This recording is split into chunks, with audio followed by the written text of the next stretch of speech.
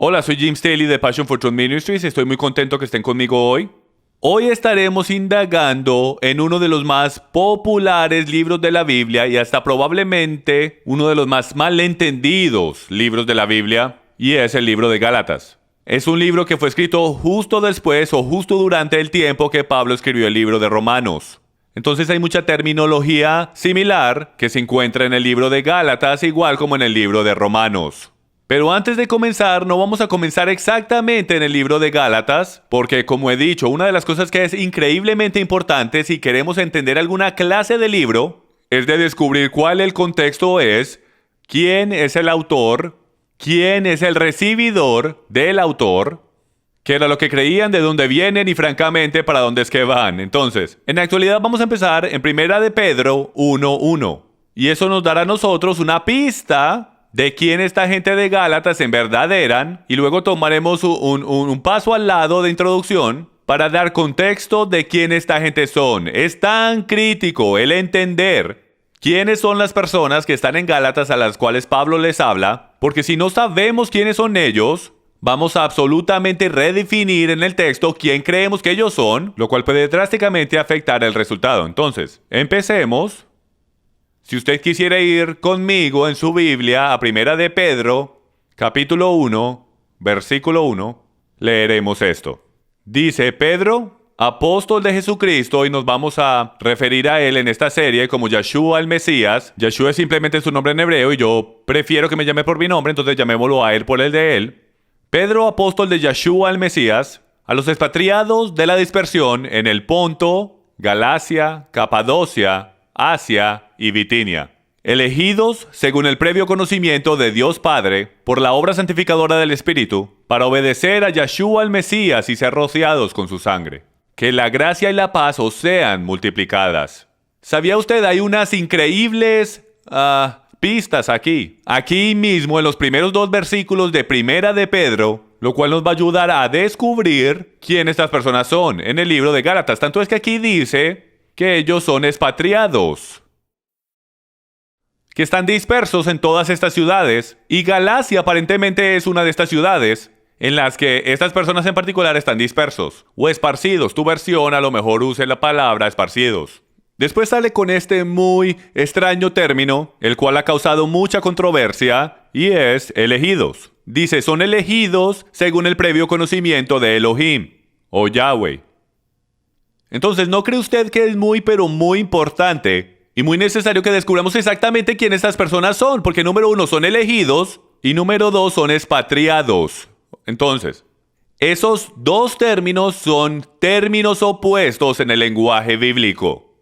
Y yo explicaré eso en un momentico. Pero antes de que comencemos, yo quiero que usted entienda completamente de que cuando hablamos de términos escriturales, nosotros debemos usar el diccionario bíblico correcto. ¿Qué quiero decir con eso, Jim? Bueno, hay muchas cosas diferentes que puedes usar. Puedes usar diccionarios bíblicos, puedes usar las enciclopedias que encuentras en la red.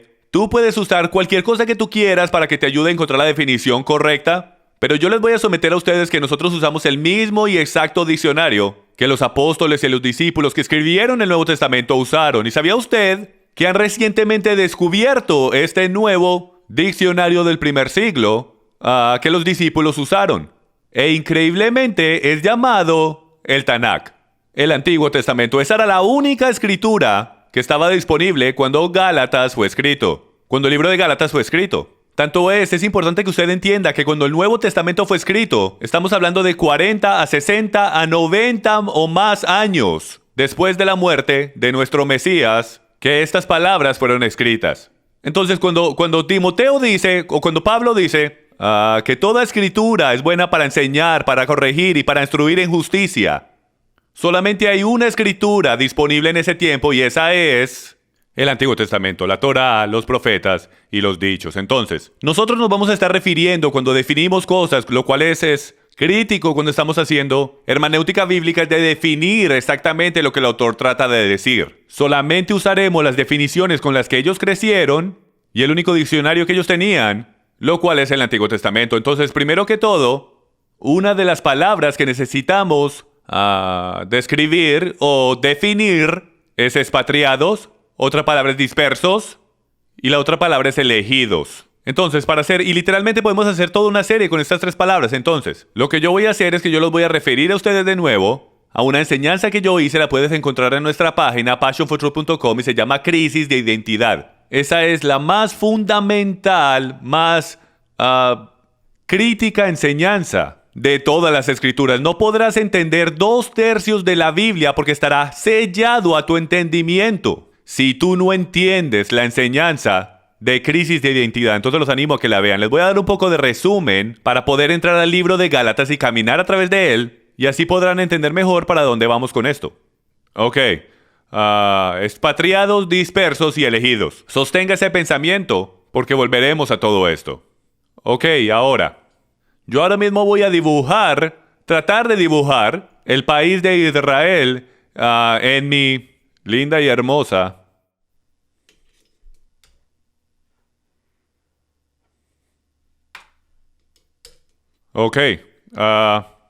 Israel hace mucho tiempo, durante el tiempo de Salomón, fue partida en dos. Se partió en dos países. En el norte se llamó la casa de Israel.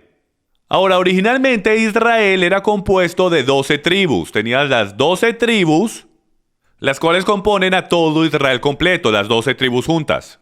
Después de Salomón se le fueron arrancadas 10 tribus. Tenías después entonces 10 tribus en el norte y tenías 2 tribus en el sur. Tenías a Benjamín y a Judá en el sur y tenías las otras 10 tribus en el norte. El reino del sur fue llamado la casa de Judá. Ahora tú dirás, Jim, ¿esto para qué es importante? Esto es bien importante porque vas a poder ver esto cómo se relaciona con el libro entero de Gálatas. Porque si volvemos atrás al 586 BC, lo que podemos encontrar es que la casa de Israel, discúlpenme, en el 722 BC, porque ellos no guardaron el pacto y no obedecieron sus mandamientos, Yahweh decidió divorciarse del reino del norte y permitió que se los llevaran en cautividad hacia Asiria. El reino del sur, usted creería que aprendería del error de su hermana, pero no lo hizo. Ella en la actualidad también fue llevada en cautividad en el 586 BC. Ahora, muchos de ustedes están familiarizados con esto porque ellos fueron llevados a Babilonia. Pero ahora, aquí está la clave. Aquí está la clave. La clave es que nosotros tenemos que entender porque hay tal cosa llamada judío hoy y no tal cosa como un danita o aserita o naftelita, tú sabes. Todas estas otras tribus en el reino del norte, ¿dónde están hoy y de dónde vinieron los judíos? Esto es bien significante y aquí está por qué. Y es porque si volvemos al tablero, cuando el reino del norte fue llevado en cautividad hacia Asiria, Yahweh dijo que él iba a dispersarlos y a regarlos en todas las 4 esquinas del mundo, y él llama a Israel sus ovejas. Y él específicamente llama al reino del norte las ovejas perdidas. Esto va a ser bien crítico.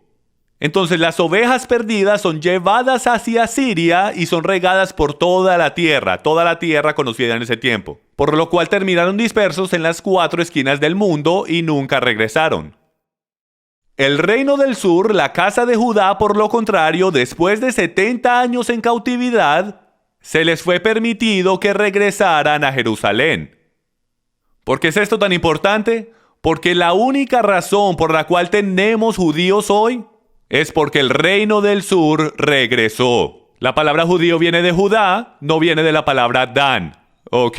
O Aser, o Neftali, o Isaacar, o Zebulón, ninguna de las 10 tribus del norte. Viene de la casa de Judá. Entonces nos falta, técnicamente, el reino del norte, el cual es llamado la casa de Israel, y el cual ha completamente desaparecido. Se convirtieron en ovejas perdidas, dispersos en todas las 4 esquinas del mundo. Se llama la dispersión o la diáspora, ¿ok?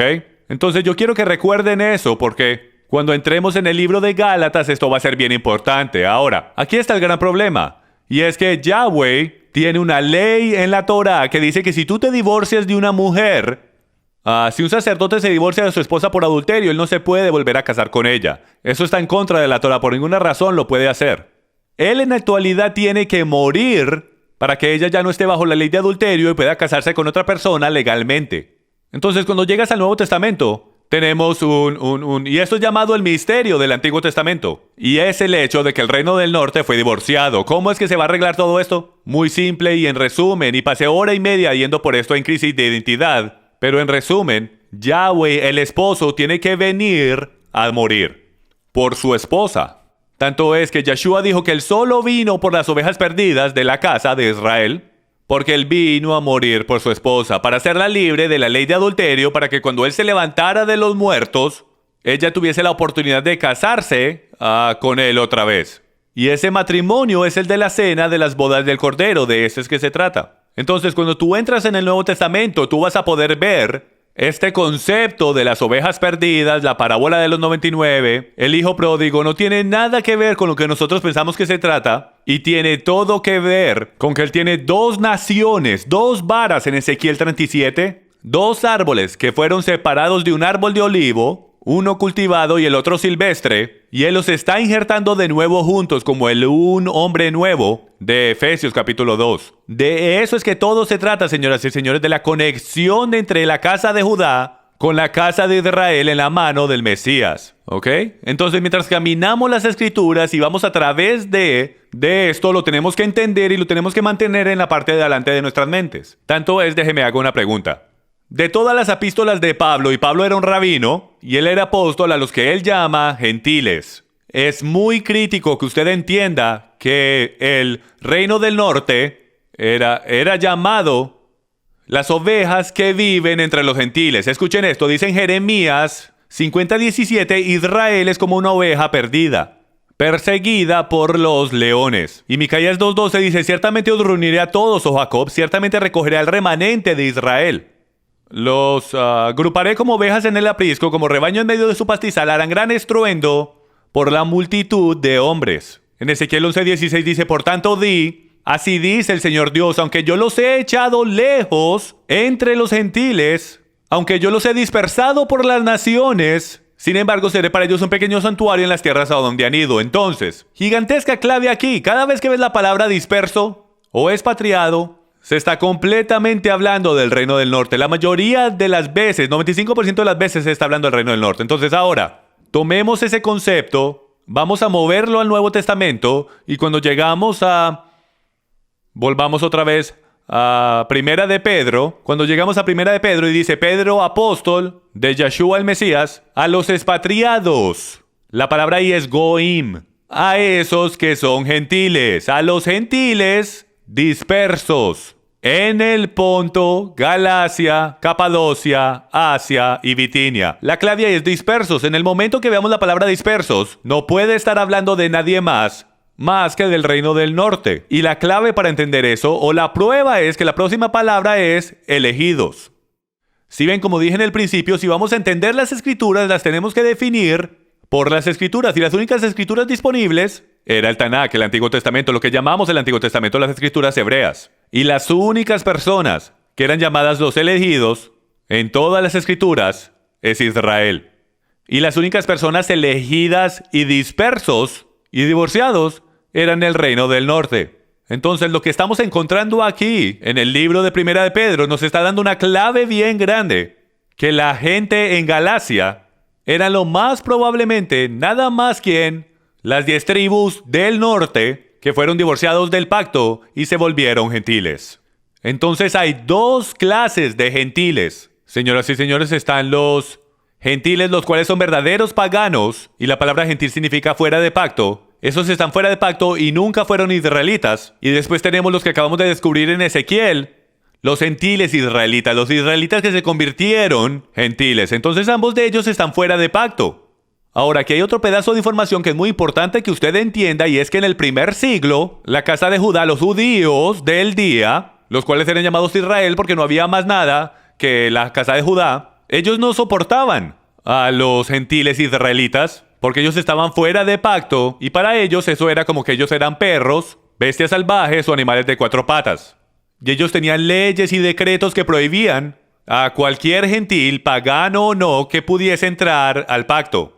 Entonces este es un gran misterio. ¿Cómo Yahweh va a resolver esto? Él lo resolvió mandando al novio Yeshua, nuestro Mesías. que murió por su esposa. Y luego tienes al apóstol Pablo, Rabino Shaul, el que anda por ahí andando de ciudad en ciudad y adivinen haciendo qué. Él termina yendo a las sinagogas y él anda de esquina en esquina diciendo: yo tengo buenas nuevas. El misterio ha sido resuelto. ¿Alguna vez le hizo sentido a usted cómo es que miles y miles, en Éfeso solamente 100,000 creyentes, supuestamente dizque gentiles paganos, y este rabino judío entra a la ciudad y dice: hey, yo tengo este otro rabino judío que murió por tus pecados, si para lo que estás haciendo, te arrepientes y lo sigues, serás salvo? Y estos gentiles que odian a los judíos solo como si nada aceptan a este rabino judío Mesías. Yo no creo. Hace mucho más sentido que estos, los cuales son gentiles israelitas, sabían exactamente cuál su linaje era.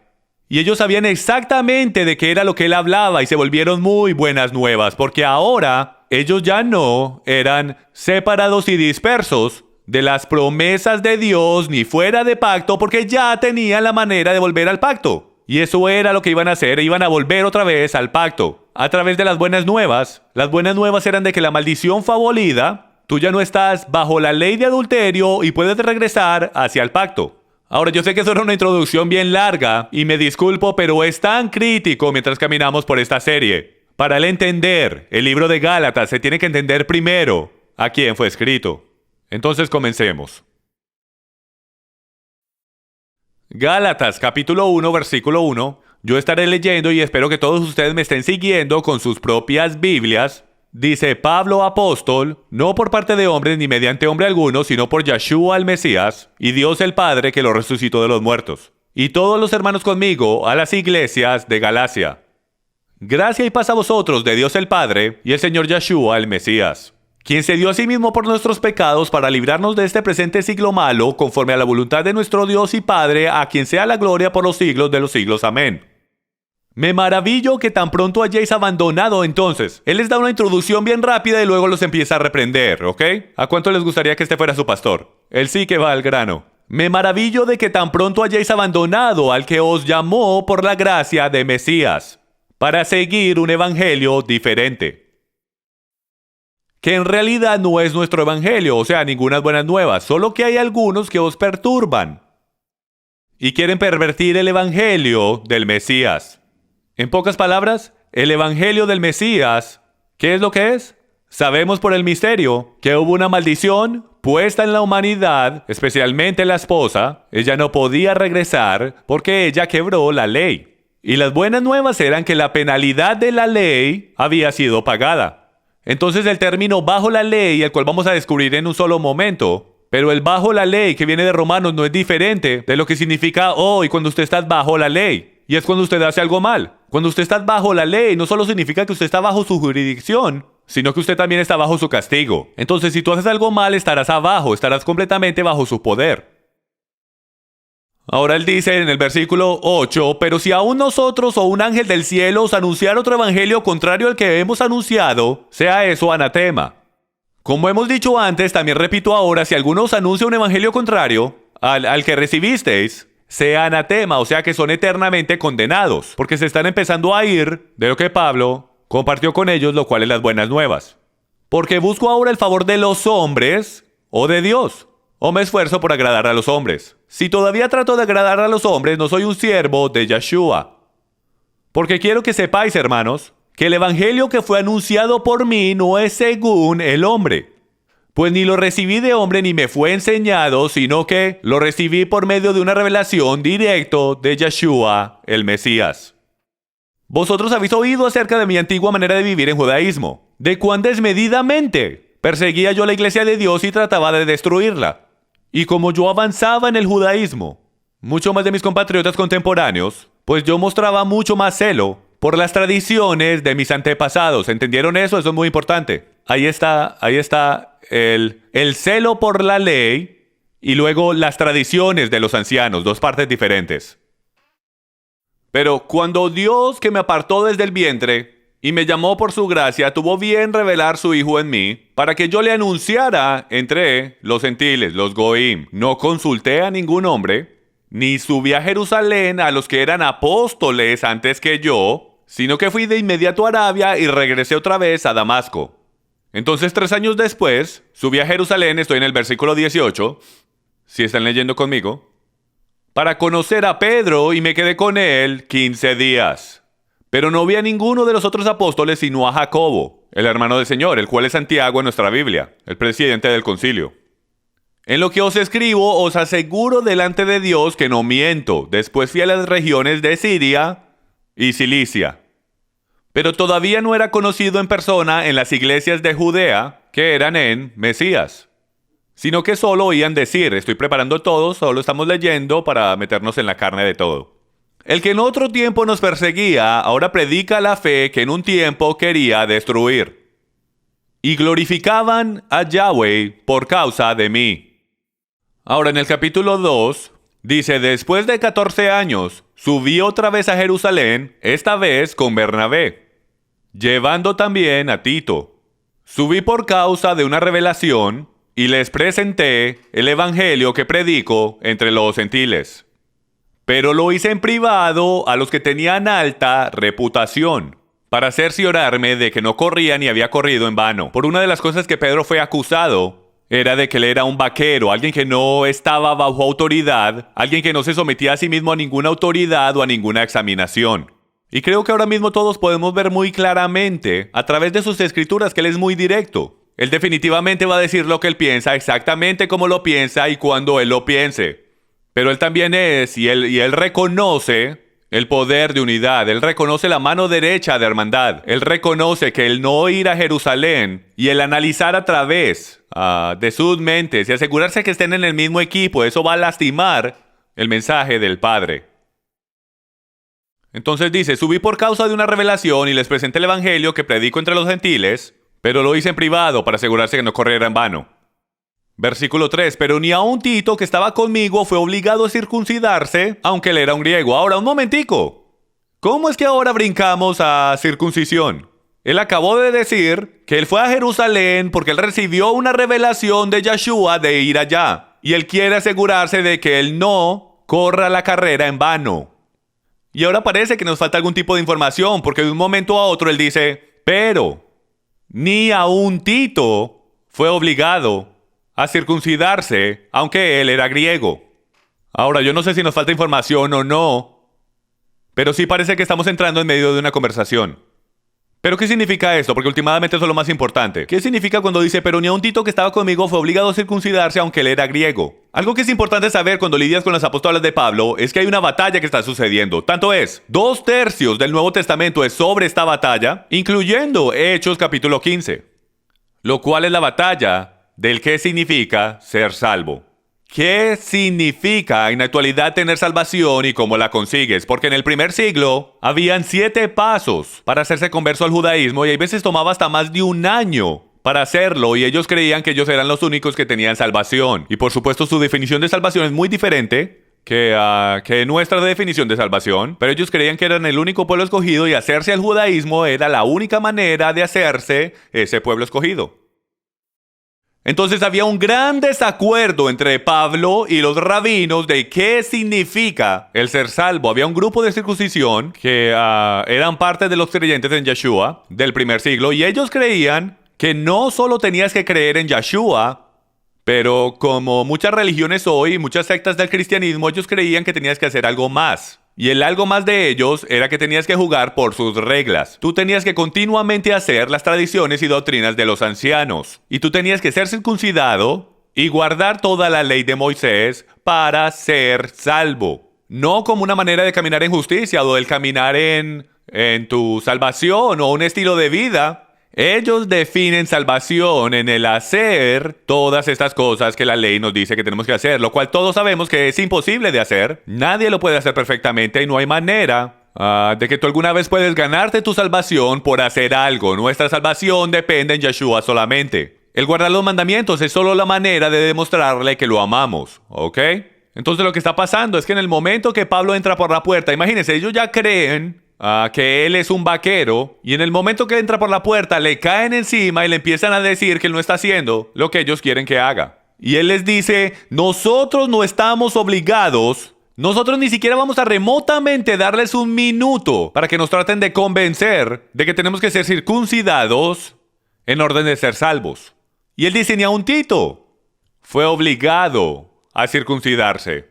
Pero todo el contexto es siempre sobre salvación. No es sobre si es la cosa correcta de hacerlo o no. Es sobre, él no está obligado al ser circuncidado para ser salvo. Y la razón por qué es porque en el momento que él se entregue a la circuncisión, así como vamos a ver en un momentico, que tiene que ver con salvación, en el momento que él esté de acuerdo con ellos, ahora el grupo de la circuncisión se va a poner una estrellita en su correa y él va a caer en la jurisdicción de ellos y ahora ellos se van a jactar de que ahora Tito es uno de sus conversos y no de los conversos de Pablo. Entonces hay una gran batalla aquí entre estos grupos de cristianos o estos creyentes en Yeshua, estas sectas del judaísmo, sobre quién es el que está en lo correcto y quién es el que tiene la razón. Volveremos aquí en un minuto, ya volvemos otra vez con más de Gálatas y continuaremos con el resto del capítulo 2 cuando regresemos. Hola y bienvenidos a Passion for Truth Ministries. Soy Jim Staley, estoy contento que estén conmigo esta tarde. Nosotros estamos andando por el libro de Gálatas y la última vez nos quedamos donde Tito no se sentía obligado al ser circuncidado porque no se quería entregar a la presión del grupo de la circuncisión que creían que para ser salvo tú tenías que hacer todas las obras de la ley. Entonces vamos a continuar en el versículo. ¿Dónde fue que quedamos? Versículo 11, creo yo. No, empezaremos en el versículo 4. Y esto fue por causa de falsos hermanos introducidos secretamente. Esta computadora me está dando problemas. Que se habían infiltrado para espiar la libertad que tenemos en Yeshua el Mesías, a fin de someternos a esclavitud. La libertad que ellos están teniendo no es la libertad de no guardar la ley, es libertad del legalismo a lo que ellos se refieren, a los cuales ni por un momento cedimos, a fin de que la verdad del Evangelio permanezca con vosotros. Y de aquellos que tenían reputación, lo que eran de nada me importa a mí. Dios no hace acepción de personas.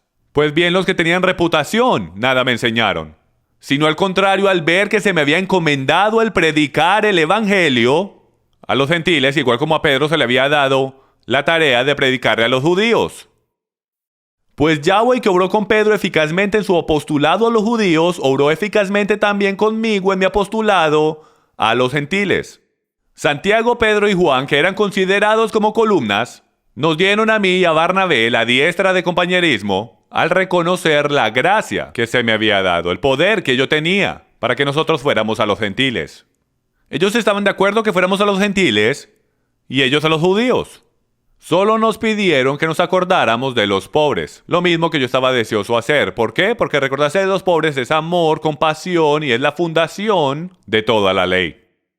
Cuando Pedro vino a Antioquía, me opuse a él cara a cara. Esta se convierte en una de las más mal interpretadas escrituras en todo el Nuevo Testamento, lo que estamos a punto de leer ahora mismo. Entonces téngame paciencia mientras vamos por esto y si Dios quiere tendremos un mejor entendimiento cuando terminemos. Entonces en el versículo 11, Pedro vino a Antioquía y me opuse a él cara a cara porque él claramente estaba equivocado. Porque antes de venir algunos de parte de Jacobo, hablando del grupo de la circuncisión, él se sentaba a comer con los gentiles. Pero cuando vinieron empezó a retraerse y apartarse y separarse de los gentiles, porque él les tenía temor a los que pertenecían al grupo de la circuncisión. Ahora, yo no sé usted, pero si leemos cuidadosamente, no hay nada aquí sobre qué hay en el menú.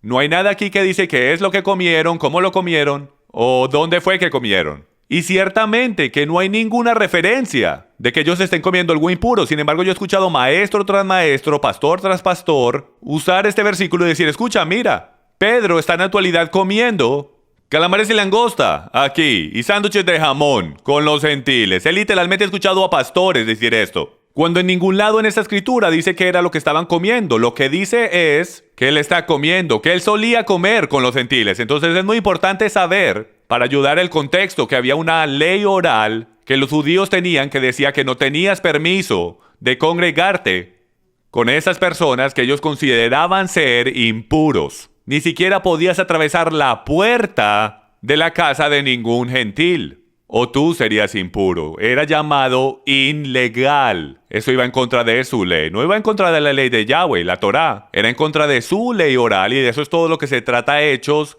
capítulo 10. Y es que Pedro le dice a Cornelio, que está a punto de convertirse al judaísmo, hey Cornelio, no te preocupes, yo sé que aparentemente estoy rompiendo la ley oral, pero no es así porque Yahweh me ha mostrado que no llame a ningún nombre impuro. ¿Ok? Entonces él dice, el resto de los judíos se unieron en su hipocresía. En otras palabras, durante el curso de lo que yo creo que fueron varias horas, que Pedro y el grupo de la circuncisión estuvieron ahí, te puedes imaginar lo incómodo que Pedro pudo estar. Porque él sabe que él está rompiendo las leyes que el grupo de la circuncisión considera sagradas. Entonces, Pedro está por aquí comiendo con los gentiles, y los gentiles que admiran a Pedro por ser un apóstol, ellos creen que Pedro está de su lado. Ellos creen que Pedro está apoyando la idea de que eres salvo por fe. De que tú en verdad no puedes hacer nada para ser salvo. En otras palabras, si tú estás haciendo algo con el propósito de ser salvo o de mantener tu salvación, entonces tú estarás francamente adulterando la palabra de Dios y tú estarás basando tu salvación en tu propia sangre y no la sangre de Yeshua. Entonces Pedro cree lo que Pablo cree, y es de que tú no eres salvo por guardar la Torá, tú eres salvo por Yeshua y solo guarda los mandamientos para comprobar de que tú amas al Señor. Igual como Santiago dice, muéstrame tu fe sin las obras y yo te mostraré mi fe por guardar la Torá. La palabra. Y la única palabra que existía en el Nuevo Testamento, cuando no había ningún Nuevo Testamento, era la Torá. Por eso es que es tan importante que entendamos a qué es que los apóstoles refieren como la palabra. Entonces lo que está sucediendo es que cuando Pablo, él dice, pero cuando vi que no andaban con la rectitud en cuanto a la verdad del Evangelio, le dije a Pedro delante de todos, está a punto de avergonzar a Pedro y a enfrentarlo con la verdad, y le dice, si tú siendo judío, y tú vives como uno de nosotros, tú vives como un gentil y no como un judío, ¿cómo es que obligas el vivir a los gentiles que sigan costumbres judías? Ahora, a primera vista, esto parece como si Pablo dijese, oye, tú eres judío, tú vives como gentil, los gentiles no soportan a los judíos y no guardan la Torá, entonces parece que él dijese, tú eres un judío pero no estás guardando la Torá. Pero cuando tú fuiste, ¿cómo le vas a decir a los judíos o a los gentiles que vivan como judíos? Pero si prestas atención, esto es lo que él en verdad está diciendo. Y es que, Pedro, tú eres judío. Sin embargo, vives con nosotros y crees que solamente eres salvo por gracia y por la fe en Yeshua.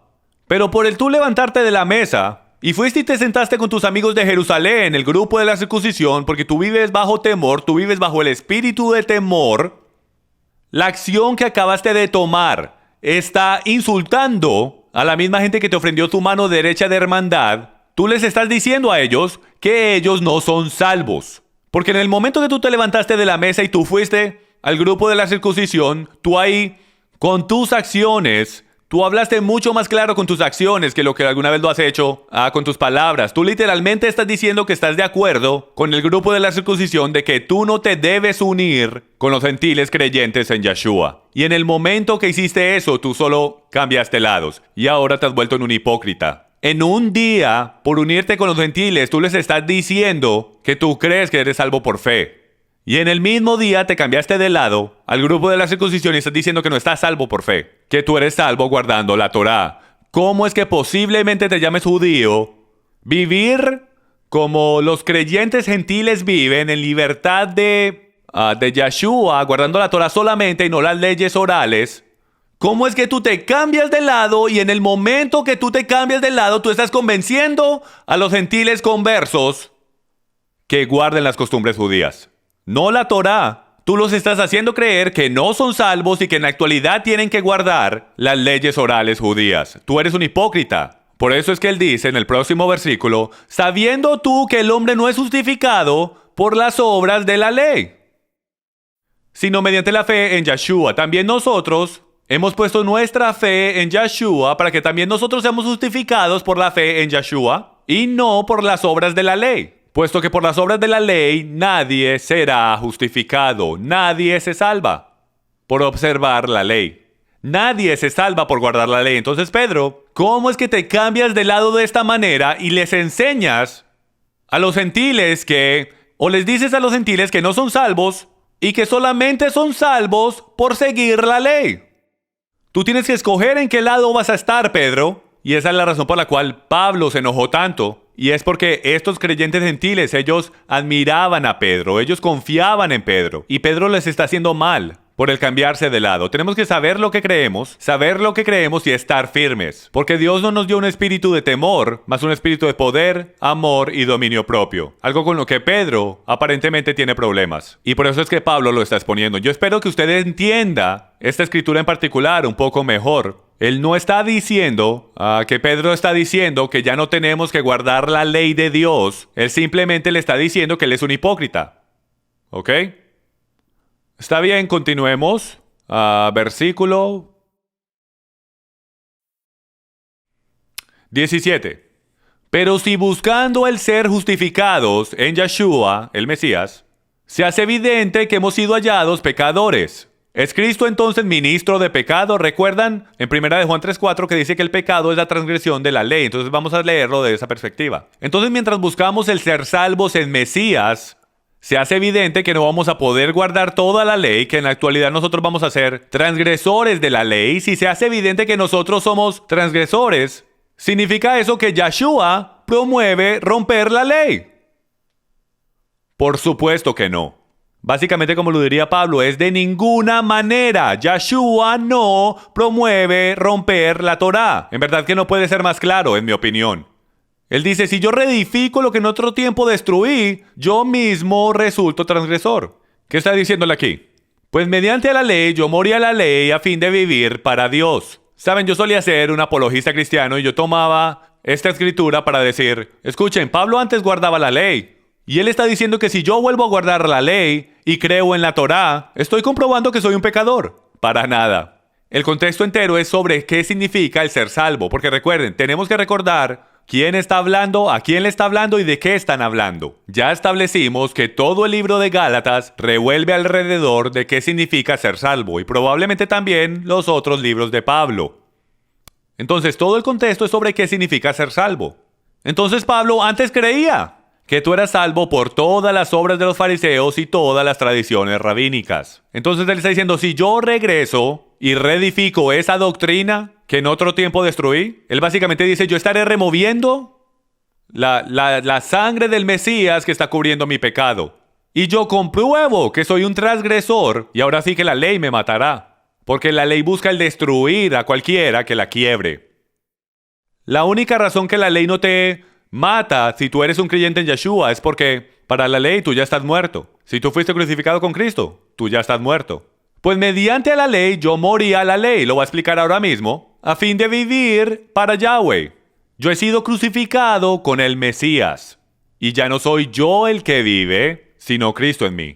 Y la vida que ahora vivo en la carne, la vivo por fe en el Hijo de Dios, el cual me amó y se entregó a sí mismo por mí. ¿Sí ven eso cómo trabaja? Cuando tú eres crucificado con el Mesías, tú mueres. Desde la perspectiva de la ley, tú estás muerto. No puede venir a matarte si tú ya estás muerto. No te podrá condenar porque tú ya estás muerto. Porque cuando tú estás muerto, estás muerto. Pero según, y esto es solamente de acuerdo a la Torá, porque tú la rompiste, pero desde la perspectiva de Yahweh, Creador Dios, tú estás vivo. Nunca habías estado tan vivo. Porque apenas tú reconozcas que tú necesitas al Mesías y tú te arrepientas de tus pecados y tú mueras en Cristo, esa es la primera vez que tú entraste en vida. Por eso es que Él dice que tú naciste de nuevo. ¿Por qué? Porque tu hombre antiguo ya fue crucificado. Si ven como todo hace mucho más sentido. En lenguaje cristiano hace mucho más sentido cuando usted entiende que usted solamente está muerto porque tú te rendiste delante del Mesías y por eso es que estás vivo. Y el por qué la ley no te puede condenar. No hay condenación para esos que están en la tumba de Yeshua y porque tú te levantas con Yeshua en el tercer día. Continuemos. Él dice, yo no hago nula la gracia de Dios. Porque si la justicia viene por el medio de la ley, si salvación puede llegar por medio de la ley, Cristo murió en vano. Todo lo que le hubiese dicho era, hey, guarda la ley y serás salvo. Oh, Gálatas insensatos, ¿quién os ha fascinado a vosotros? Ante cuyos ojos Yeshua el Mesías fue presentado públicamente como crucificado. Ustedes lo vieron ser crucificado. ¿Cómo van a creer que pueden ser salvos de otra manera? Esto es lo único que quiero averiguar de vosotros. ¿Recibiste el Espíritu por guardar la Torá o recibiste el Espíritu a través de la fe en Yeshua? Eso es lo que Él quiere saber. Díganme, ustedes que desean estar bajo la ley, ¿no sabes tú lo que la ley dice? Dice Pablo más adelante. Tan insensato sois, habiendo comenzado con el Espíritu, ¿vas ahora tú a tratar de obtener tu propósito, tu salvación, por esfuerzo humano? ¿Habéis padecido tantas cosas en vano? Si es que en realidad fue en vano. ¿Te da Dios su Espíritu y hace milagros entre vosotros porque tú haces las obras de la ley? ¿O porque tú has creído lo que has escuchado? Y él no está hablando de un concepto griego, romano, siglo XXI, cristiano, americano, de creer, porque los demonios también creen y tiemblan, según Santiago, y eso no hace nada. Creer mentalmente no significa nada. Solo decir que la mesa, yo creo que esa mesa puede soportar mi peso, yo creo que esa silla puede soportar mi peso. Eso no significa nada.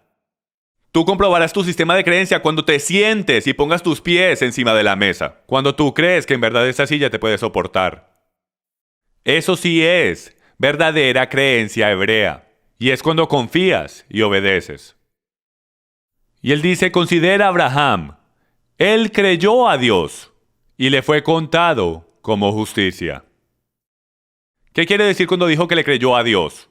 Dios le dijo a él que dejara su tierra y que fuera el lugar que le iba a mostrar. Ahora, yo no sé usted, pero empacar a toda tu familia e irte no es exactamente una cosa muy emocionante de hacer, especialmente si no sabes para dónde es que vas.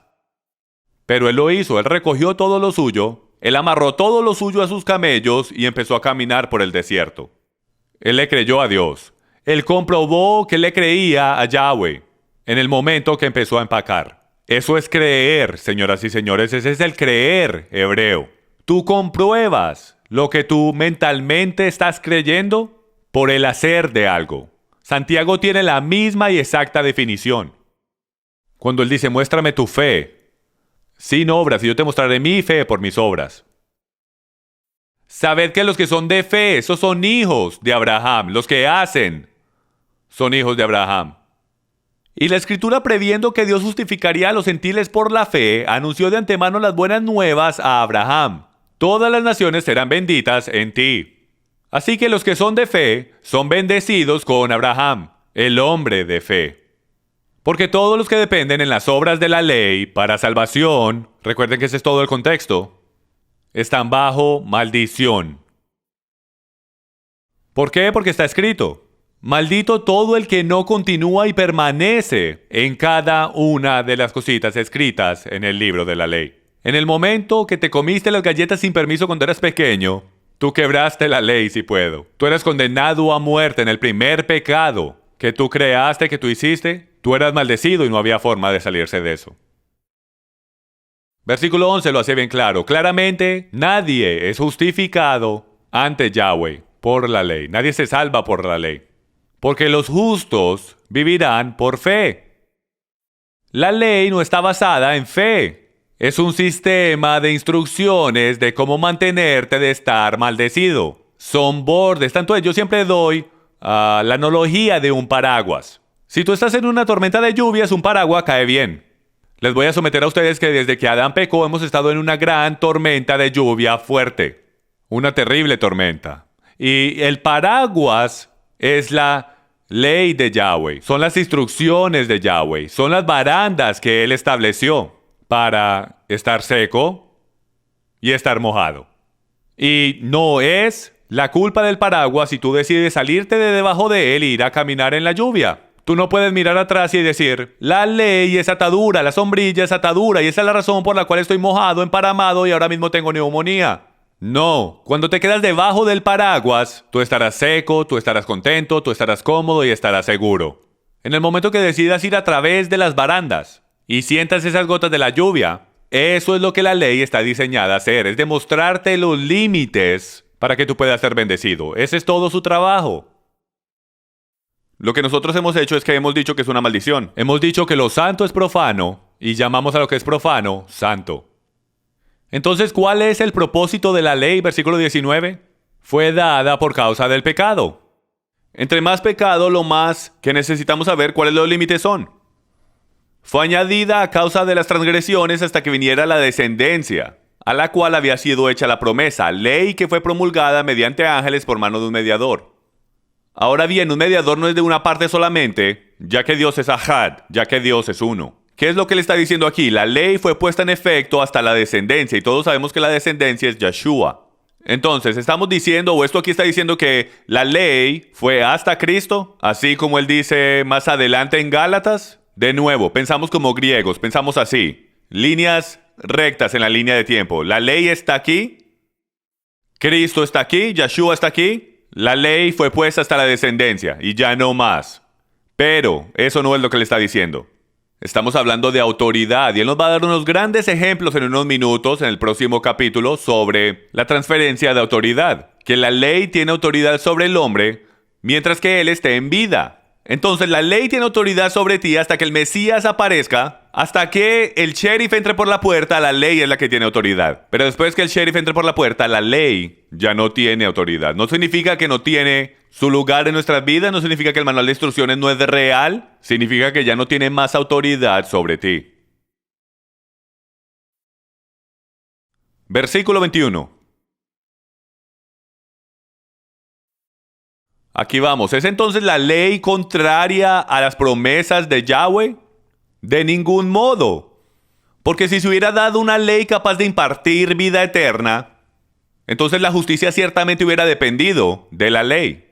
Pero la Escritura declara que encerró al mundo entero, a todo el mundo, bajo pecado.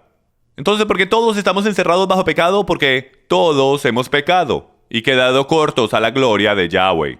Cada uno de nosotros hemos roto la ley de Dios, lo cual por mero hecho nos dice sin duda alguna que el mundo entero es sujeto a la Torá. Si solamente era para los judíos, entonces la tierra entera no estuviera en pecado, porque pecado es la transgresión de la ley. El mundo entero es prisionero del pecado, para que la promesa que es por la fe en Yeshua fuera dada a todos los que creen. Y antes de venir la fe, estábamos encerrados bajo la ley, confinados para la fe que había de ser revelada. Pues la ley ha venido a ser nuestro ayo para conducirnos a Cristo, a fin de que seamos justificados por la fe. Pero ahora que ha venido la fe, ya no estamos bajo el ayo, la supervisión de la ley. De nuevo, esto es una transferencia de autoridad. Esto no tiene nada que ver con que la ley fue abolida, y tiene todo que ver con una transferencia de autoridad. La ley fue puesta en lugar para como un policía poniendo a alguien dentro de una celda. Pero después que el sheriff llegue a su lugar, el policía está bajo su autoridad, porque hay una nueva autoridad, una autoridad superior. No significa que ya no hay más ley de conducta, no significa que ya no hay más manual de instrucciones, simplemente significa que ya no hay más habilidad para que la ley nos diga que estamos condenados. Ya no hay más manera que la ley nos pueda condenar y meternos a la cárcel, porque hay un nuevo sheriff, el verdadero, aquel que escribió la ley. Ha llegado a su lugar y aquel cual está enforzando la ley tiene que someterse. Por eso es que dice que si tú fuiste, disculpen, pero ahora que ha venido la fe, ahora que Yeshua ha venido, ya no estamos bajo la supervisión de la ley. La ley es la que nos está supervisando porque todo el mundo está en la cárcel. Todo el mundo está en la cárcel por quebrar la ley. La ley es la que nos está supervisando, pero cuando el sheriff llegue a su lugar, la ley ya no nos puede supervisar más. Dice, pues todos sois hijos de Dios mediante fe en Yeshua el Mesías. Porque todos los que fuiste bautizados en Cristo, del Mesías os habéis revestido. No hay judío ni griego, esclavo ni libre, hombre ni mujer, porque todos sois uno en Mesías Yeshua. Y si sois del Mesías, entonces sois descendencia de Abraham, y herederos según la promesa. Y él está diciendo, lo que digo es esto. Mientras el heredero es menor de edad, en nada es diferente del siervo, aunque sea él dueño de todo, sino que está bajo guardianes y tutores hasta la edad señalada por el Padre. Igual cuando éramos niños estábamos sujetos a la servidumbre bajo las cosas elementales del mundo. Pero cuando vino la plenitud del tiempo, Yahweh envió a su Hijo, nacido de mujer, nacido bajo la ley. Por el derecho, el significado de eso es este. Y es bajo la condenación de la ley. Él nació bajo la condenación. Si había alguien que estaba bajo la condenación de la ley, era el Mesías. No que él haya roto la ley, pero recuerden, él se convirtió en la maldición por nosotros. Él tomó todos nuestros pecados desde el comienzo del tiempo hasta el final del tiempo, y él los puso sobre sus hombros, lo cual lo hace a él el vivo ejemplo de aquel que está bajo la ley. Él nació bajo la ley, y desde el día en que él nació, él ya estaba crucificado. Él ya estaba condenado a muerte.